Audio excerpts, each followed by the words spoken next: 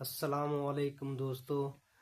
ख्वाजा गरीब नवाज हजरत निजामुद्दीन औलिया का ये बयान आप लोग गौर से सुने, मुफ्ती हम्मद रजा की आवाज में। तो कहते हैं आप मंजर इस्लाम की बात करते हो। कहने लगे अमीरों की भीख पे नहीं, गरीब नवाज के करम पे चलेगा, और आज तक चल रहा है और सुबह क़यामत तक चलता रहेगा, सुबह क़यामत तक चलेगा। ख्वाजा निजामुद्दीन बादशाह कहता मिलना है मुझे, कहने लगे मुझे शौक नहीं। उसने जबरदस्ती की, कहा अच्छा ऐसा करें, मिलना तो नहीं चाहते, अपना दरबार देखने की तो इजाजत दे दें। मैं तो अपनों की बात कर रहा हूं, गैरों की नहीं। हमारा इस्लाम किसी धर्म को टारगेट करके रात में छापा मारी की इजाजत नहीं देता, और इस्लाम इस तरह से नहीं फैला है जैसे लोग अपने धर्म फैला रहे हैं। इस्लाम तो ऐसे फैला है, 2 शहजादे गिरफ्तार हुए, 3 भाई थे, 2 कत्ल कर दिए गए। एक वजीर ने कह दिया छोड़ दे इसे, खूबसूरत लग रहा है, अच्छा है, मुझे इजाजत दे मैं इसे अपने घर ले जाऊं, 3 दिन में इसका ईमान बदलवा लेंगे। बादशाह ने कहा ले जाओ, तफसील में नहीं जा रहा हूं। बादशाह ने कहा ले जाओ, ले आया। उसकी बेटी बड़ी हसीनो माजबीन थी, देख इस्लाम कैसे बढ़ा गया। हसीनो माजबीन बहुत खूबसूरत, उसे हुस्न पे नाज था। बाप ने आके कहा सुन बेटी, आज ना पूरी जिंदगी की उजरत मांग रहा हूं। कहा क्या? कहा तुझे हुस्न पे नाज है ना? कहा अब्बा मेरे जैसी हसीन कोई नहीं। उसने कहा तुझे तब मानूंगा जब तू इस मुसलमान को अपने ईसाई धर्म में शामिल कर लेगी। उसने कहा कौन है? कहा ये नौजवान। उसने कहा इतनी सी बात, लोग मेरी राहों में लाइन लगा के खड़े रहते हैं झलक देखने के लिए, और आप इसके ईमान की बात कर रहे हैं? कितना वक्त मिला है? कहा 3 रातें। कहा 3 तो बहुत है, एक ही रात में ईमान छीन लूंगी। उसने कहा ठीक है। उसने कहा शाम होने दो, ले आया, रख दिया। शाम हुई, उसने बनाव सिंगार किया, और जब उस नौजवान के कमरे में गई, उसने जाके क्या देखा? मुसल्ला बिछा है, रब की बारगाह में जवान खड़ा है, लब पे तिरावत है, आंखों में आंसू है, अपनी फरियाद अपने रब से कर रहा है। बैठी रही, रात गुजर गई। अब्बा ने कहा बेटी क्या रहा? कहा अब्बा शायद उसकी इबादत की रात थी कोई, इसलिए उसने मेरी तरफ तवज्जो ही नहीं की, तवज्जो ही नहीं की। आज की मोहलत और सुनो मेरी बहनों। फिर गई, अगले दिन फिर वही हाल, फिर नमाज सजदे क़याम, फिर आ गई। आज क्या हुआ? अब्बा शायद आज भी कोई रात थी, एक रात बस, कल की रात। जब तीसरी रात आई ना, तो फिर उसके दिल में यह एहसास पैदा हो गया, ये इंसान है कि फरिश्ता है? जिस हुस्न को देखने के लिए लोगों की लाइन लगती है, ये एक नजर मुड़ के भी मुझे देखना पसंद नहीं कर रहा है। आखिर इसकी नजरों में ऐसा कौन सा हुस्न है जिसने मेरे हुस्न को फीका कर रखा है? आके कहती है तीसरी रात में, जवान तुझे खुदा का वास्ता आज जरा मेरी तरफ तवज्जो कर ले, मुझे तुझसे कुछ बातें करनी है। जवान ने सलाम फेरा, मुड़ के देखा, क्या बात है? उसने कहा क्या तुझे मेरा हुस्न नजर नहीं आया?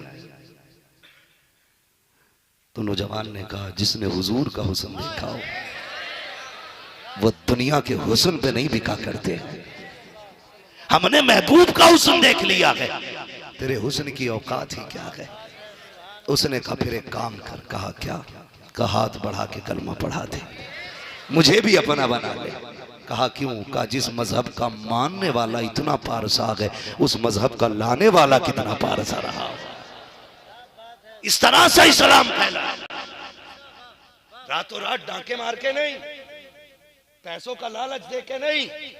अगर लालच से इस्लाम फैलता तो सिर्फ मक्के में रह जाता, सिर्फ अरब में रह जाता, लेकिन दुनिया के कोने कोने पे जो इस्लाम फैला है, ये लालच की बुनियाद पे नहीं, हक्कानियत की बुनियाद पे फैला है।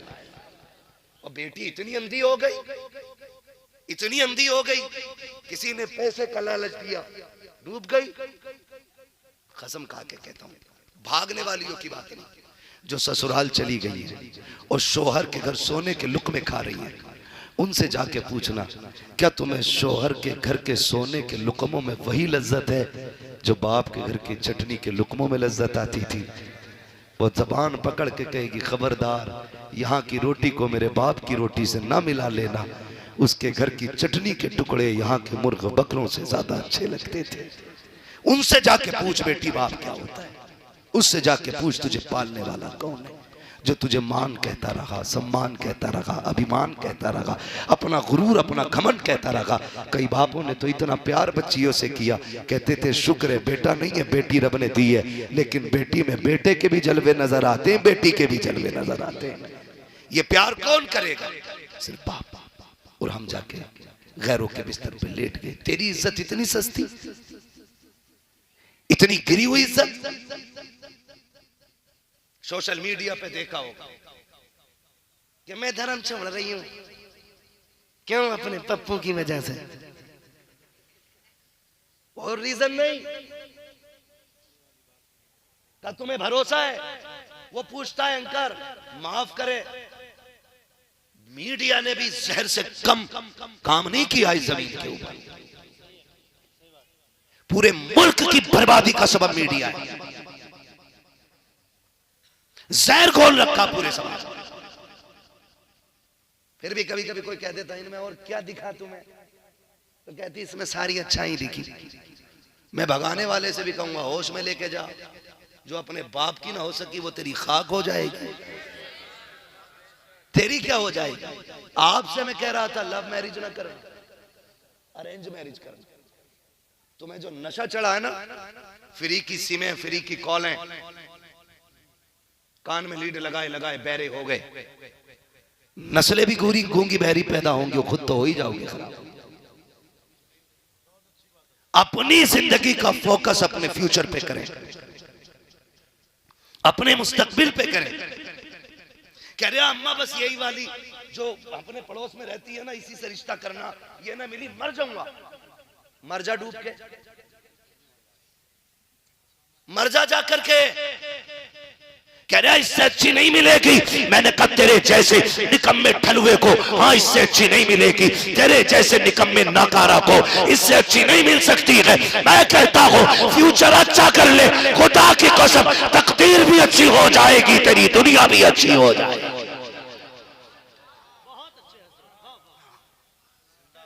जिससे अपना पेट ही नहीं पलता उसे लड़की कौन देगा? मुझसे कोई पूछे कि लड़का चांद का टुकड़ा है लेकिन कमाता कुछ नहीं है, लड़की देगा? तो मैं कहूंगा इसे भीख में घर की बिल्ली भी ना दी, क्योंकि जिससे अपना पेट नहीं पालता वो मेरे घर के जानवर भी मार देगा। तो फिर भगाने का नंबर तो यूं ही आता ना, औकात तो है नहीं कुछ कमाने धमाने की। जिधर देखो वहां पे इश्क के बीमार बैठे हैं, हजारों मर चुके और सैकड़ों तैयार बैठे हैं। निकलो इस तमाशे से, अपना कल बेहतर करो। कल तुम अय्याशियों में डूबे रहे। सबसे बड़ी वजह बहनों के बिगड़ने की यह है, बहन भाइयों में फ्रेंडशिप चल रही, दोस्ती, और ये दोस्ती गैरत वाली नहीं, बेगैरती वाली है। तू मेरे राज पे पर्दा डाल, मैं तेरे राज पे पर्दा डालूंगा। तू मेरे बारे में पापा से कुछ मत कहना, मैं तेरे बारे में कुछ नहीं कहूंगा। माँ और बाप को भरोसा होता औलाद में, बहन भाई जा रहे हैं तो ठीक ही होंगे, लेकिन इनमें डंगवारा हो चुका है। तू अपनी राह जा, मैं अपनी जाती हूं। तू भी मत बताना, मैं भी नहीं बताऊंगा। और भाई भाई दलाल नहीं होते, भाई बहनों की इज्जत के रखवाले हुआ करते, इज्जत के रखवाले होते। इन सारी बातों पे ध्यान दो जो मैं कहता जा रहा हूं। और मेरी बेटी सुन, तेरी इज्जत कितनी अजीम है, तुझे हव्वा की बेटी बनाया गया। ये अलग बात है कि नबुव्वत का ताज मर्दों के सर पे सजा, लेकिन नबी जिसकी गोद में आए वो औरत होती है, वो औरत ही होती है जिसकी गोद में नबियों ने आंखें खोली है, जिसके सीने का दूध वलियों ने पिया है, वो औरत ही होती है। जो अब्दुल कादिर की माँ है वो औरत है, जो सिद्दीक अकबर की माँ है वो भी औरत है, जो फारूक आजम की माँ है वो भी औरत है, जो उस्मान गनी की माँ है वो भी औरत है, जो करबला के ताजदार की माँ है वो भी तो औरत है, जो हैदर कर्रार की माँ है वो भी तो औरत है। तुझसे किसने कह दिया औरत बेवकार होती है? तूने औरत का मनसब समझा नहीं है। काश अगर तू सही से औरत हो जाती, दस्तरखान तेरा होता, खाना लाने वाला जिब्रील होता, हाथ तेरे उठते, दुआओं के किबले रब तेरे घर की तरफ फेर देता। खुदा की कसम अगर तू सही से मुसलमान होती, तेरे आंसू निकलते, खुदा तेरे बेटों के लिए जन्नत से जोड़े भेज दे। लेकिन तू सही से औरत बन तो सही, पूरी जिंदगी चुगली करती रही। बेटी बैठी और अम्मा सेंचुरी मार रही है, पूरा दिन बैठे बैठे वो ऐसी है, वो ऐसी है, वो ऐसी है, वो ऐसी है। ये जो पास में बेटी बैठी है ना, ये सिर्फ मिट्टी का पुतला नहीं है, ये रिकॉर्डर है। जैसा तुम करोगे ये वैसे ही करेगी। एक दिन सैयदा ज़ैनब रज़ी अल्लाह ताला अन्हा कुरान की तिलावत कर रही थी, बेतवज्जोही में दुपट्टा सरक गया। उम्र ज्यादा नहीं थी, उम्र 4 या 3 साल थी। कुरान की सबसे कम उम्र में बनने वाली कारिया को सैयदा ज़ैनब कहा जाता है, जो करबला के इमाम की बहन है, अली की बेटी है। कम उम्री में कुरान पढ़ रही है, अचानक दुपट्टा सरक गया, खातूने जन्नत की नजर पड़ गई। इतनी तेज दौड़ी कि लोग नुकसान होती दौलत की तरफ इतनी तेज नहीं दौड़ते गए जैसे सैयदा ज़ैनब बेटी के उतरे दुपट्टे की तरफ दौड़ी। चौथी सर छुपा दिया, कहा ज़ैनब कभी सर से दुपट्टा ना उतरने देना, अगर बेटी दुपट्टा उतार दिया हमने तो उम्मत की बेटियां कपड़े ना उतार दें। वो भाई ऐसी माएँ होती हैं, जब उन्होंने बचपन में तालीम दी थी, करबला में 72 लाशें थी, लेकिन सैयदा ज़ैनब के सर से चादर नहीं उतरी थी। आज मां सेंचुरी मार रही है, मैयत में भी जा रही है तो इसका टेप रिकॉर्ड बंद नहीं। मर तो गए अच्छे थे, लेकिन लल्ली बता में लोड़ियां बड़ी दुख में रखी। ऐसियों को कब्र पे भी नहीं, जनाजे पे कहीं मत आने दिया कर, इन्हें तो घर में पैक रखो। इसलिए कि बातें सुना सुना के मुर्दे को तकलीफ देती। समझ रहे मेरी बात? तो मैं क्या बात अर्ज कर रहा था, भूल गए? तो भाइयों से गुजारिश, आप गैरत वाले लोग हैं।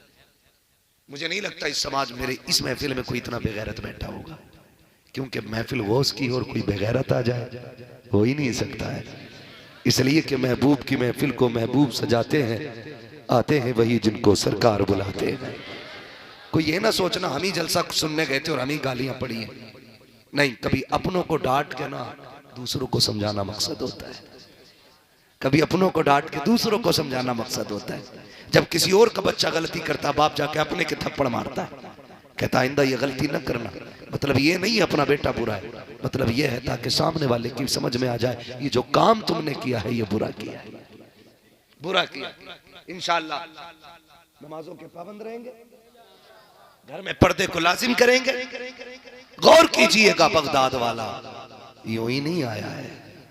माँ इतनी पारसा थी कि गैर महरम की नजर नहीं पड़ी है, तब रब ने अब्दुल कादिर जिलानी अता किया है। और अगली बात सुन ले, तवज्जो है ना, और बाद में वली नहीं, माँ के शिकम से वली पैदा हुआ है। एक दिन माँ की गोद में बैठे बैठे कह रहे अम्मी एहसान है मेरा आपके ऊपर। माँ चौंक गई, बेटे पूरी दुनिया पे माँ का एहसान होता है, तुम्हारा हम पे है? कहा हाँ। कहा कौन सा एहसान? कम्मी एक दिन तुम घर में थी, डाकू आया था? कहा हाँ। कहा भीख भिखारी आया था? कहा हाँ। उसने भीख मांगी थी? कहा ठीक।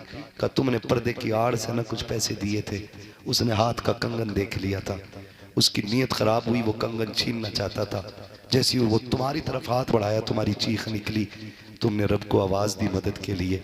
अम्मी फिर क्या हुआ? कहा बेटे फिर तो रब का करम हुआ, शेर आया और उस डाकू को चीर फाड़ दिया। मुस्कुरा के कहते अम्मी वो जंगल का शेर नहीं, तेरा अब्दुल कादिर जिलानी आया था, तेरा अब्दुल कादिर जिलानी आया था। अम्मी एहसान है मेरा, एहसान है मेरा। कई कुत्तों ने इस करामत पे भौंकने की जरूरत की, कहा ये कैसे हो सकता है? मैंने कहा तेरे जैसे को समझ में कैसे आए? इस करामत को हासिल करने के लिए बेटे को अब्दुल कादिर जिलानी होना पड़ता है। अब्दुल कादिर जिलानी होना, तब जाके अल्लाह ये करामतें अता फरमाता, ये करामतें अता फरमाता है। और आगे बढ़े, और आगे बढ़े। बगदाद वाले को देखें, आपने पूरी जिंदगी अल्लाह की रजा के लिए गुजार दी। माँ को आप देखें, 80 सिक्के थे, 40 वो उस्ताद को दिए, 40 भाई के लिए रखे। ठीक है जी, 40 किसके लिए? मेरा टाइम ओवर हो गया, अब ये सुई ऊपर चल रही है। अगर आप तवज्जो नहीं देंगे तो फिर मैं खत्म कर लूंगा। कितने सिक्के दिए? जोर से कितने? और जोर से ये वाले भी बोल दे कितने? 40 सिक्के दिए। अल्लाह कबूल फरमाए हाजिरी, बहुत अच्छा आप सुन रहे हैं। 40 सिक्के दिए। माँ ने कहा लाल मैं तुम्हारे साथ जा नहीं सकती, परदेश जा रहे हो, परदेश जा रहे हो। याद रखें, जब लाल परदेश जाते ना तो सिर्फ बीवियों की आंख में आंसू नहीं आते, माँ खून के आंसू रोया करती है, माँ खून के आंसू रोया करती है। जो मेरे भाई परदेश जाते ना वो माँ को समझते होंगे। आप देखना, याद रखना, मैं देखो किसी की बीवी की बुराई नहीं कर रहा हूं, किसी को गलत नहीं कह रहा, लेकिन मैं माँ का दर्द समझाना चाहता हूं। बेटा ना फोन करे, माँ से भी वीडियो कॉल पे बात करे, बीवी से भी बात करे, तो बीवी मुस्कुरा के कहती है और ओवर टाइम कर रहे हो कि नहीं, ओवर टाइम कर रहे हो कि नहीं। देखो ठीक से करते रहे ना, आप क्या होगे तो हार बनाऊंगी। लेकिन वही फोन वही कॉल चलते चलते बस 1 फीट हटे और माँ के सामने आ जाए। माँ जब देखती है कहती क्यों मेरे लाल रोटी नहीं खाई है, ज्यादा मेहनत कर रहा है, क्यों अम्मा? बेटे कमजोर लग रहा है। उसकी नजर जेब पे नहीं बेटे की सेहत पे हुआ करती है, बेटे की सेहत पे होती है। और जब तुम परदेश जाते हो ना, माँ दरवाजे पे बैठ के इंतजार करती है, काश मेरा लाल एक बार मुझसे बात कर ले, मुझसे भी मिल के आ जाए। बीवी से गले मिल के वादे कर रहा है, मिनट घंटे महीने सारे गिन के बता दिए, फला दिन फला तारीख इतने बज के इतने मिनट पे इंशाल्लाह तेरे साथ आके मुलाकात हो जाएगी। माँ देखती रह गई, बेटे बताता तो जा कब आएगा, कहाँ जा रहा है? कहा तुम्हें क्या पता कितने शहर कितने जिले हैं, किधर जा रहा हो तुम क्या जानो। काश तुमने 5 मिनट माँ को दिए होते, 3 मिनट बीवी के पास बैठता, 5 मिनट माँ के कदमों में बैठता, उससे कहता माँ परदेश जा रहा हो, तेरी दुआओं की जरूरत है, अम्मा दिल थोड़ा ना करना, जिस चीज की जरूरत हो फौरन बेटे को एक कॉल कर देना, अगर काम बैठे बैठे हो गया वहीं से कर दूंगा वरना दौड़ के आ जाऊंगा। माँ ये मत सोचना मेरे बच्चे हैं, मेरी बीवी है, इतना कह दे माँ मैं उनका बाद में हूँ पहले तेरा हो। तूने 18 साल सीने से लगा के पाला है, तेरे बचपन की खिदमत याद है, तेरा सीने से लगाना याद है, एक आवाज पे उठ के आ जाना याद है। ओ नौजवानों माँ बाप को वक्त दे दिया करो, माँ माँ हुआ करती है, चाहे अब्दुल कादिर जिलानी की माँ क्यों ना हो। 40 सिक्कों के बारे में कहती है मेरे लाल तू जा रहा है, माँ तेरे साथ नहीं आएगी। इतना सुना गौश की आंख में आंसू आ गए, माँ इतने साल तेरे बगैर नहीं रहा हूँ, अब कैसे रह पाऊंगा। माँ ने कहा था बेटे तुम्हें हुजूर का दीन सीखना है, तुम्हें आम बच्चों की तरह नहीं बनाया गया है। ए बेटे जिस तरह रुतबे तुम्हें आला दिए गए हैं, जिम्मेदारी भी बड़ी दी गई है। ए बेटे मेरे लिए नहीं मुस्तफा के दीन के लिए ये कुर्बानी बर्दाश्त करना पड़ेगी। बगदाद वाले ने माँ को अगर छोड़ा है तो जरूरत के लिए नहीं बल्कि मुस्तफा की उम्मत के लिए माँ को छोड़ के गए। नारे तकबीर, नारे रिसालत, फैजान गौसे आजम, असमत वालिदैन मुफ्ती हम्माद साहब किबला। क्या बात है मुफ्ती साहब, बहुत अच्छा, सुभान अल्लाह। कोशिश करें अपनी माँ को वक्त दिया करें, माँ को वक्त दिया करें।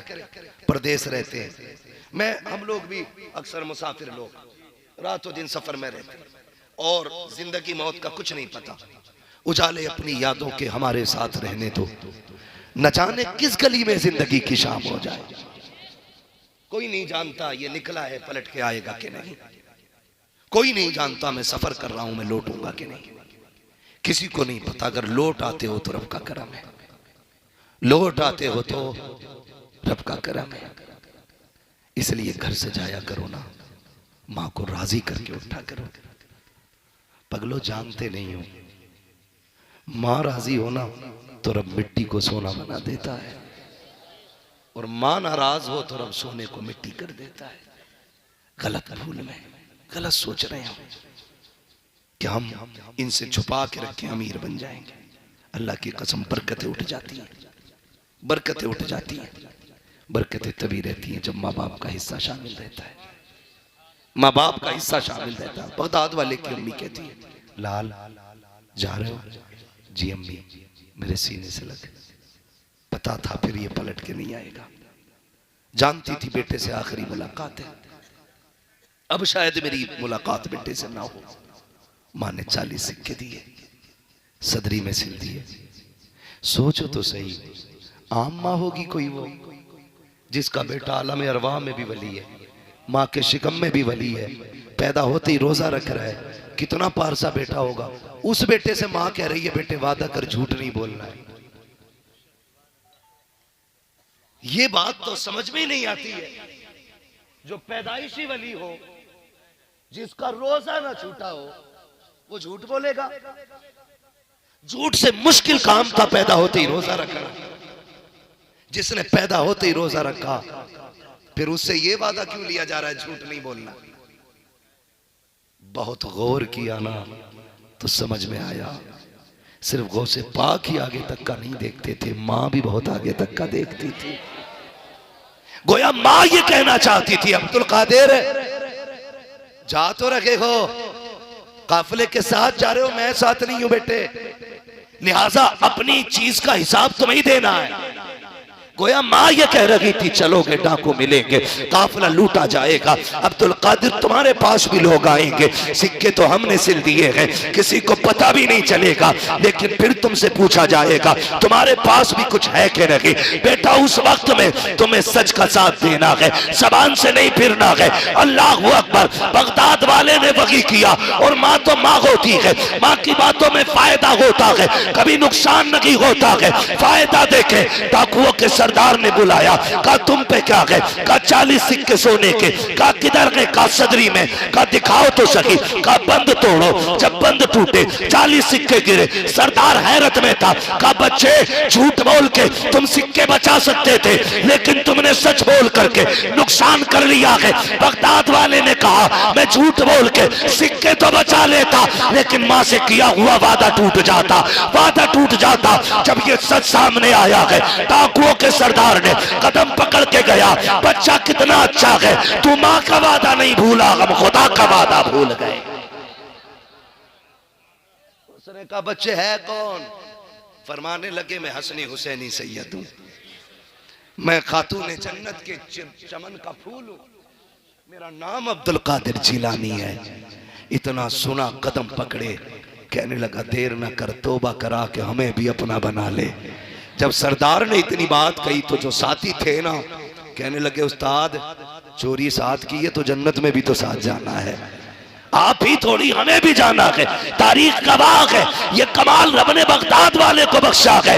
जितने लोगों ने उनके गात पे तौबा की, सिर्फ जन्नती नहीं, अल्लाह ने उन सबको वली बना डाला, वली बना डाला। जब उनके गदा भर देते हैं शाहाने जमाना की झोली, मोहताज का जब ये आलम है, मुख्तार का आलम क्या होगा? मुख्तार का आलम क्या होगा? मुख्तार का आलम क्या होगा? माँ से किए हुए सच्चे किया करेंगे इंशाल्लाह, वादा करते हैं इंशाल्लाह। इस टॉपिक पे अगर बात करूं तो और बड़ा वक्त चाहिए मेरे अजीज। मैं समझ सकता हूं मोहब्बतें आपकी, लेकिन मैं भी एक इंसान हूं। तकरीर का हद घंटा एक होता है, फिर बंदा उसकी अपनी मर्जी होती है 2 घंटे के 4 घंटे बोले। लेकिन मैं एक चीज समझता हूँ, तूफान नूह लाने से आखिर क्या फायदा? एक अश्क ही बहुत है अगर कुछ असर करे। और मैं अपने वक्त से हजरत पूरा इंसाफ करने की कोशिश करता हूँ। मैं शायरी, जोकरी और बीच में वक्त ज़ाय नहीं करता हूँ। मैं मौजू पे बात करता हूँ। जितनी देर में 1 घंटा मैं बोलता हूँ, दुआ करता हूँ अल्लाह इसमें मेरे मतलब की बात ना आए, जो भी बात आए हुजूर के दीन की बात रहनी चाहिए। क्योंकि हमारा 1 घंटा आपका खरीदा हुआ है, ये घंटा हम पे लाजिम है इसके साथ इंसाफ करें। इसलिए कभी हम सफ़र नहीं बताते, कभी फ्लैट नहीं बताते, कभी ट्रेन नहीं बताते।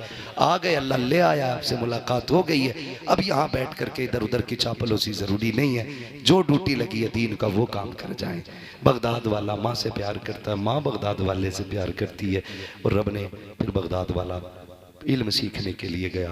आप कहते हैं दरस्तुल इल्म हत्ता सिरतु कुतबा, मैंने इतना पढ़ा कि रब ने मुझे कुतुब बना डाला। इतनी पढ़ाई की कि अल्लाह ने कुतुब बना दिया। आज जाहिल कहता नहीं मौलवियों की और फकीरों की नहीं। फकीर नहीं, फटीचर है, फटीचर है, फकीर नहीं। फकीरी की पहली पैरी को इल्म कहा जाता है। जिसे इल्म नहीं वो फकीर नहीं। इसलिए फक्र होता क्या ये तो इल्म ही बताता है। फक्र होता क्या है ये तो इल्म ही बताता है, इल्म ही बताता है। ख्वाजा निजामुद्दीन औलिया पाए के बुजुर्ग जो दिल्ली जाते हैं जानते हैं निजामुद्दीन औलिया कौन है। ठीक है, आपसे ना बादशाह जो था उस वक्त का बड़ी कोशिश करता रहा मिलने की, बहुत कोशिश की उसने, लेकिन आपने ना अपने महल में 2 दरवाजे बनवा रखे थे। क्यों? कि आपको बादशाहों और अमीरों वजीरों से मिलने का शौक बिल्कुल नहीं था। सुन ले जरा, अल्लाह समझ आता फरमाए, शौक ही नहीं था। आज तो लोग पैसे वाला देख के चापलूसी शुरू कर देते है। अगर कोई 500 का नोट उठ के दे दे, मैं कहूंगा जिसे जन्नती देखना इसे देख ले, भले ही उसके पैसे कमाई सारी ब्याज का पैसा लेता हो, हराम का पैसा हो, शराब बेचता हो, तो मैं चापलूसी में कहता हूं जिसे जन्नत देखनी हो इसे देख लो भाई। मुझे 500 रुपए देकर जन्नत मिल गई। इतनी सस्ती जन्नत होती तो हुसैन करबला में 71 लाशें ना उठाते। लिमिट में और खाल में रह के जन्नत बांट। अल्लाह पूछेगा कयामत के दिन किधर है जो बांटी थी जन्नत। ठेकेदार बना घूम रहा था, यूं ही नहीं है तो अमीरों पे आके लोग फिसल जाते हैं। मेरे इमाम से भी कहा था किसी ने, ऐसा है नवाब साहब है, हाँ नानपारा के नवाब साहब है, उनकी शान में कसीदा लिख दो। क्यों? क्योंकि पहले रिवाज था, नवाबों की शान में शेर पढ़े जाते थे, वो इनाम देते थे। कहा आपके कलम की शोहरत है, आपके इल्म की भी शोहरत है, आप लिख देंगे ना उनके बारे में तो इतना देंगे साल भर मंजर इस्लाम का खर्चा निकल जाएगा। तो आपने ना कलम उठाया और कलम उठा के कहा था करूं मदह अहले दुअल रजा, पढ़े इस बला में मेरी बला, मैं गदा हूं अपने करीम का, मेरा दीन पा रहा ना नहीं। कहने लगे मंजर इस्लाम की बात करते हो,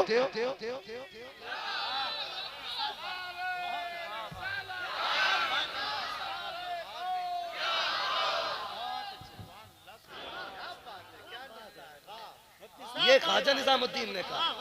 ये फर्क है अमीर और फकीर में कि तेरे दरवाजे के पहरेदार गरीब रोकने के लिए होते हैं, हमारे पहरेदार अमीर रोकने के लिए होते हैं। आगे बढ़ा, जहां हजरत के अस्तबल में घोड़े बंधे हुए थे ना, जाके क्या देखता है, घोड़ों के गले में जो वो पड़े थे पट्टे, उन पे सोने की खड़ावट थी, और जो पैरों में पड़े हुए थे घुंघरू वो भी सोने के थे।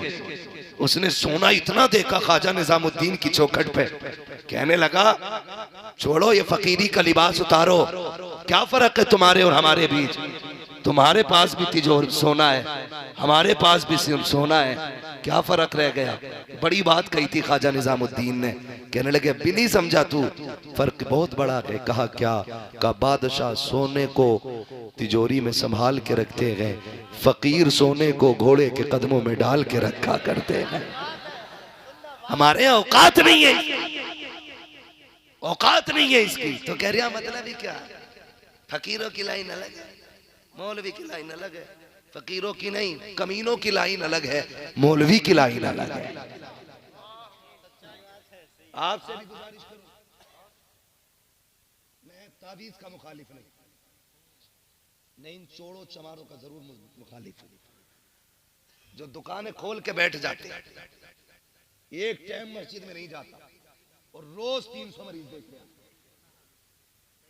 और सबको शिफा हो रही है। 97% वहमी मरीज होते हैं।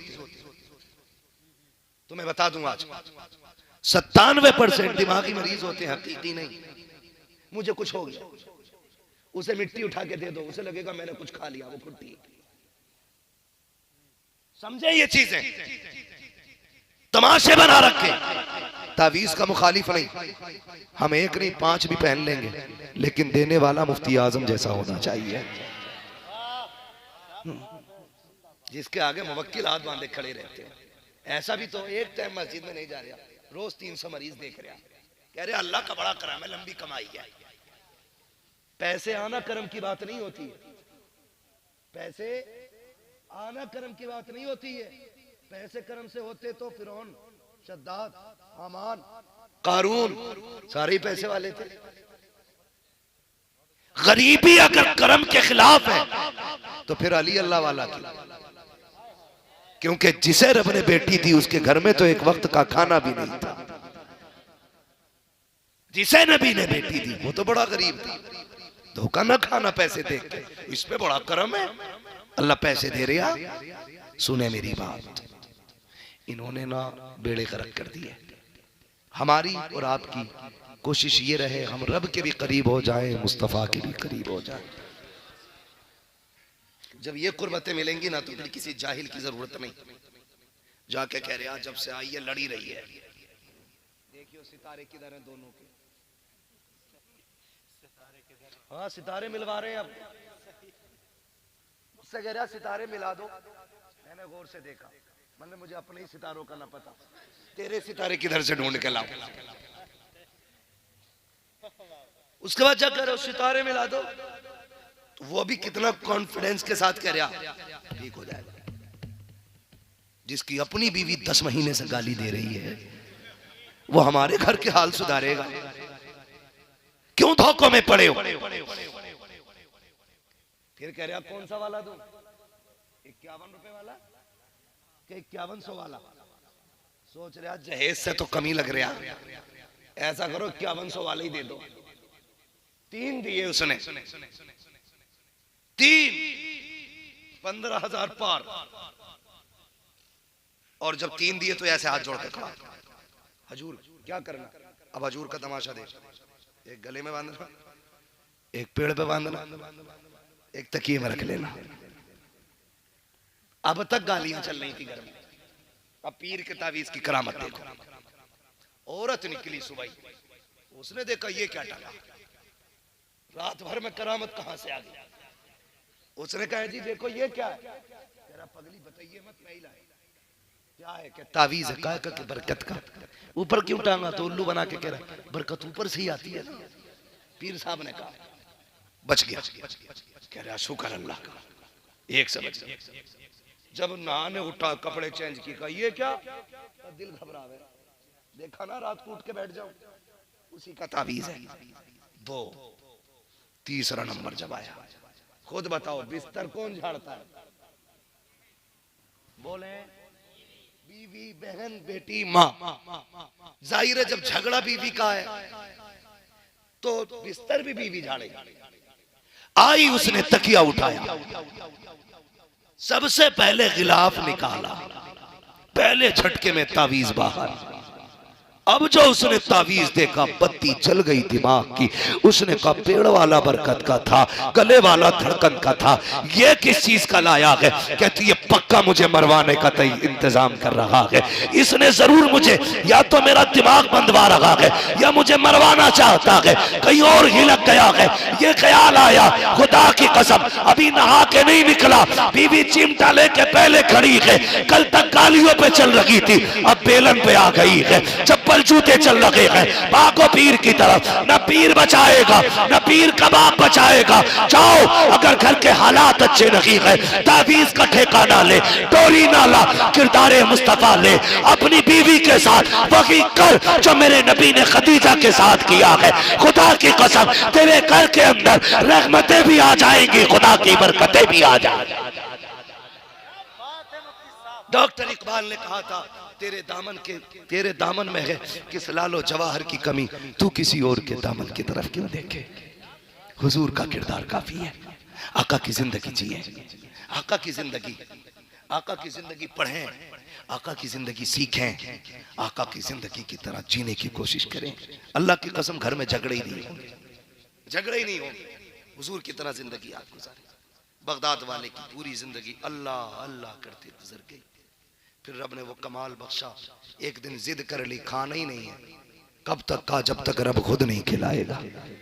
उसके लिए रोजे रखे, उसके लिए भूखा रहा, उसके दीन के लिए कोशिशें की। उस वक्त तक नहीं खाना जब तक वो खिलाएगा नहीं। इतनी भूख कि लोगों ने जबरदस्ती खिलाने की कोशिश की, नहीं खाया। फिर आए एक बुजुर्ग, साथ में खाना अपने लेके आए, फरमाने लगे अब्दुल कादिर खा ले। कहने लगे नहीं खाना है। कब तक? कहा जब तक वो खुद नहीं खिलाएगा मैं जिसके लिए रोजे रखता हूं। तो कहने लगे मुझे जानते हो? कहा बताएं। कहा मुझे खिज़र कहा जाता है और मैं रब के हुक्म से आया हूं। उसने कहा जाओ अब्दुल कादिर से कह दो, अब्दुल कादिर तुझे मेरी कसम है खा ले प्यारे, तुझे मेरी कसम है खा ले प्यारे। बरेली से आवाज आती है, कसमें दे दे के खिलाता है पिलाता है तुझे, कसमें दे दे के खिलाता है पिलाता है तुझे। प्यारा अल्लाह तेरा चाहने वाला तेरा, प्यारा अल्लाह तेरा चाहने वाला तेरा, क्या दबे जिस पे हिमायत का वो पंजा तेरा, शेर को खतरे में लाता नहीं कुत्ता तेरा, शेर को खतरे में लाता नहीं कुत्ता तेरा। आज बगदाद वाले की ये शान है कि वो उनका लंगर तो लंगर, जो उनके नाम की 11वीं शुरू कर देता वो कभी जलील होके नहीं मरता है। जाओ ये वजीफा लेके चले जाओ। पीर साहब की दाढ़ी का बाल भले मत रखना चावल में, उनकी अंगूठी मत रखना भले ही कट्टे में आटे के, लेकिन इतना वजीफा याद कर लेना, जब भी 11वीं आए बगदाद वाले की नियाज कर लेना। वादा है बगदाद वाले का, जो उनके नाम की नियाज करेगा ना वो भूखा मरेगा ना वो जलील मरेगा। जाएगा तो इज्जत के साथ जाएगा और जब भी सोएगा पेट भर के सोएगा। सबसे बड़ा वजीफा है। मेरे इमाम ने कहा था इन बड़े बड़ों की बातें आप कहते हैं, जान दे दो वादे दीदार पर, नकद अपना दाम हो ही जाएगा, बेनिशानों के निशा मिटते नहीं, मिटते मिटते नाम हो ही जाएगा। ऐ रजा हर काम का एक वक्त है, दिल को भी आराम हो ही जाएगा। फरमाया गया या अय्युहल्लज़ीना आमनुत्तकुल्लाह व कूनू मअस-सादिकीन, ईमान वालो अल्लाह से डरो और सच्चों के साथ हो जाओ। आपके इलाके में कोई बच्चियों का इदारा है कि नहीं है? कोई मदरसा है जिसमें बच्चियां पढ़ती हैं, है ना? दोस्तों, मुफ्ती अहमद रज़ा की आवाज़ में बयान आप लोग के लिए लेके आए हैं। आप लोग सुने और सुन के यानी कि कैसा लगा आप लोग कमेंट में बताएं। और हमारे चैनल पर नए आए हैं तो उसको सब्सक्राइब करें और लाइक करें, शेयर करें। खुदा हाफिज।